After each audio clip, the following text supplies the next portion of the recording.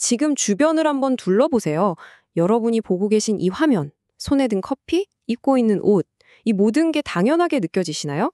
사실 이 풍요는 인류 역사에서 정말 최근에 일어난 기적 같은 일이거든요. 그럼 대체 무엇이 이 모든 걸 가능하게 했을까요? 오늘 바로 그 이야기, 우리 삶을 송두리째 바꾼 가장 강력한 힘, 경제성장의 비밀을 한번 파헤쳐보겠습니다. 정말 놀랍게도 인류 역사의 99%는 바로 이런 모습이었습니다. 태어나서 죽을 때까지 삶이 거의 변하지 않는 거예요. 우리 조상들은 지금 우리로서는 상상조차 하기 힘든 그런 가난 속에서 살았다는 거죠. 어떤 진보도 없이 그저 기나긴 정체만이 계속되던 시대였습니다. 자, 이런 시대에 부자가 되는 길은 딱 하나뿐이었습니다. 뭔가를 새롭게 만들어내는 게 아니에요. 바로 남의 것을 빼앗는 거죠. 왜냐하면 경제라는 파이 자체가 커지질 않으니까요. 내가 더 큰 조각을 먹고 싶으면 방법은 하나, 다른 사람의 조각을 뺏어오는 수밖에 없었던 겁니다. 말 그대로 완벽한 제로섬 게임이었던 거죠. 그런데 말이죠. 수천 년 동안이나 꽁꽁 얼어붙어 있던 것 같던 이 세상이 불과 200여 년 전부터 정말 갑자기 움직이기 시작한 겁니다. 인류 역사상 가장 거대한 미스터리라고 할 수 있죠. 대체 무슨 일이 있었던 걸까요? 자, 지금부터 함께 그 수수께끼를 풀어보시죠. 네, 그 첫 번째 단서는 바로 위대한 도약입니다. 세상이 어떻게 갑자기 이렇게 부유해질 수 있었을까요? 자, 이 타임라인을 보시면요. 이건 그냥 단순한 연대표가 아닙니다. 인류의 운명이 통째로 바뀐 그 결정적인 순간을 보여주는 거예요. 특히 저 산업혁명, 저개머로 인류가 역사상 처음으로 지속적인 성장이라는 걸 경험하게 된 완전히 새로운 시대의 문을 연 신호탄이었던 셈이죠. 아니, 어떻게 이런 폭발적인 변화가 가능했을까요?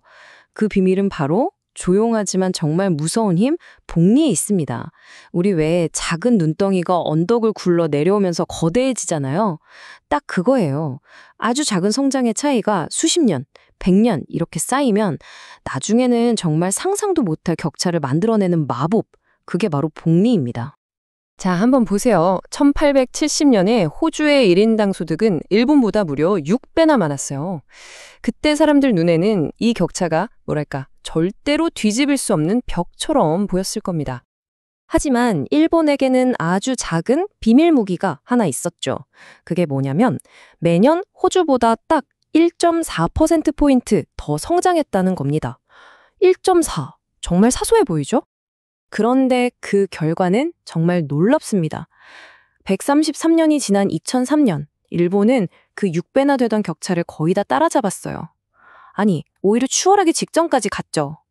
그 작디 작았던 1.4%가 만들어낸 기적. 이게 바로 복리의 진짜 무서운 힘입니다.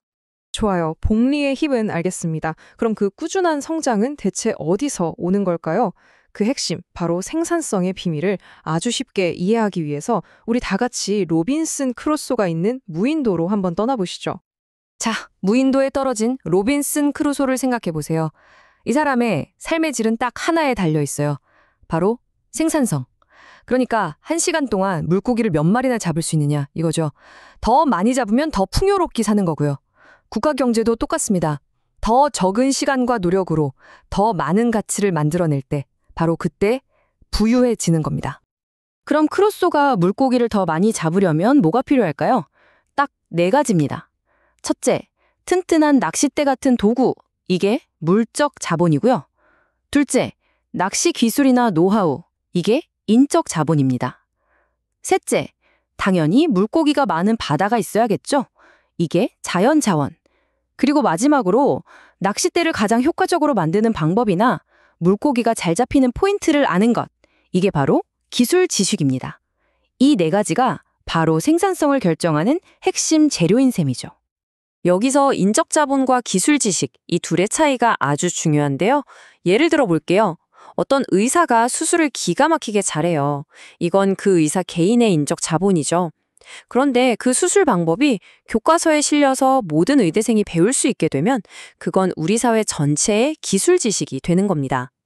즉, 사회 전체의 기술 지식이 발전해야 개인의 능력, 즉 인적 자본도 함께 성장할 수 있다는 뜻이죠. 자, 최고의 재료가 있어도 주방이 엉망이면 맛있는 요리를 할 수 없겠죠. 경제도 똑같습니다. 앞에서 말한 생산성의 4가지 재료들이 제대로 힘을 발휘하려면 그걸 뒷받침해주는 환경이 필요해요. 일종의 게임의 규칙 같은 거죠. 바로 이 지점에서 정부의 역할이 정말 중요해집니다.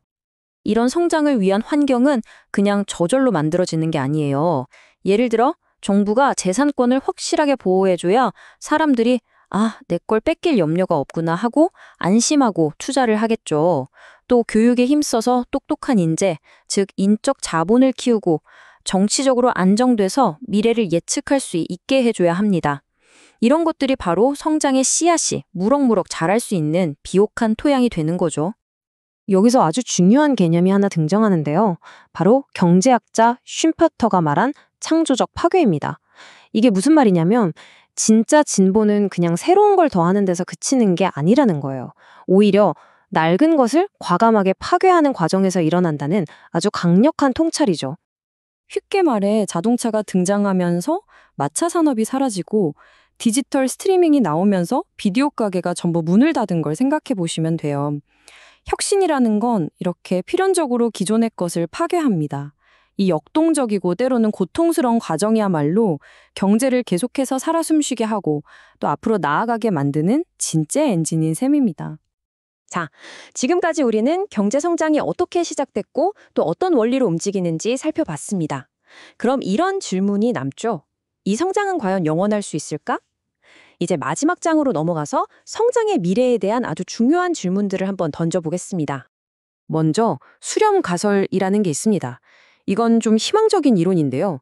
상대적으로 가난한 나라들이 부유한 나라의 기술이나 제도를 배우고 따라하면서 훨씬 더 빠른 속도로 성장할 수 있다는 거예요. 그래서 결국에는 국가 간의 소득 격차가 점점 줄어들 거라는 거죠. 그리고 이 따라잡기 성장의 가장 드라마틱한 사례가 어딘지 아세요? 바로 우리나라, 대한민국입니다. 이 표를 보세요. 다른 선진국들이 100년 넘게 걸려서 이룬 성장을 우리는 불과 42년 만에 해냈습니다. 정말 말 그대로 기적이라고 불릴 만한 일이죠. 하지만 여기서 정말 중요한 게 있어요. 이런 수렴이 그냥 자동으로 일어나는 건 절대 아니라는 겁니다. 세상에서 가장 가난한 나라들 중 상당수는 성장이 멈춰 있거나 심지어 뒷걸음질 치고 있거든요.